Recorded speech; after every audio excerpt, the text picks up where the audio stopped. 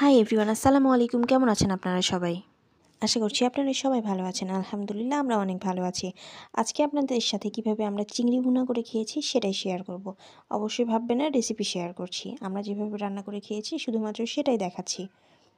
চিংড়ি যেহেতু খেতে অনেক সুস্বাদু হয়, সুতরাং ছোট বড় সবারই ভীষণ রকম পছন্দের। কিন্তু চিংড়ি মাছ কিন্তু সুস্বাদু হলেও ইচ্ছে মতো খাওয়া যাবে না, এর কিছু ক্ষতিকর দিক রয়েছে। চিংড়ি মাছে প্রচুর পরিমাণে কোলেস্টেরল থাকে, যা হার্টের জন্য খুবই ক্ষতিকর। যাদের হার্টের সমস্যা রয়েছে তারা চেষ্টা করবেন চিংড়ি মাছকে অ্যাভয়েড করার জন্য। এছাড়াও চিংড়ি মাছে কিন্তু অ্যালার্জি হয়ে থাকে, যাদের অ্যালার্জির সমস্যা আছে তারা চিংড়ি মাছ অ্যাভয়েড করতে পারবেন। আমার মতো যারা চিংড়ি মাছ খেতে ভীষণ রকম পছন্দ করেন তারা চিন্তা করছেন শুধুমাত্র চিংড়ি মাছের ক্ষতিকর দিকগুলো বললেই হবে, উপকারিতাও তো আছে নাকি? তবে চলুন চিংড়ি মাছের উপকারিতা সম্পর্কে কিছুটা জানার চেষ্টা করি।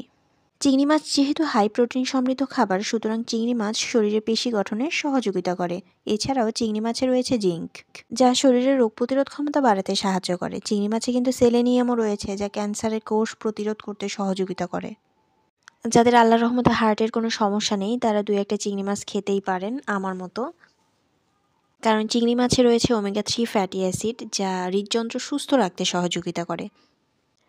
খাবার তো একেবারে অ্যাভয়েড করা যায় না, সুতরাং পরিমিত পরিমাণে আপনারা টেস্ট করে দেখতে পারেন। দেখতে দেখতে আমরা রান্নার শেষ পর্যায়ে চলে এসেছি। দেখতে পাচ্ছেন এখানে আমি ধনেপাতা ছড়িয়ে দিচ্ছি। কিছুক্ষণের মধ্যে আমাদের রান্নাটাও কমপ্লিট হয়ে যাবে। খেতে কিন্তু ভীষণ মজা হয়েছিল, আমরা অনেক মজা করে খেয়েছি আলহামদুলিল্লাহ। এখানে আমি একটু সুন্দর করে ভিডিও ক্লিপস নেওয়ার চেষ্টা করছিলাম, একটু একটু করে। আশা করছি আজকের ভিডিওটি আপনাদের ভালো লেগেছে। ভালো লাগলে পাশে থাকবেন। Thank you. আসসালামু আলাইকুম।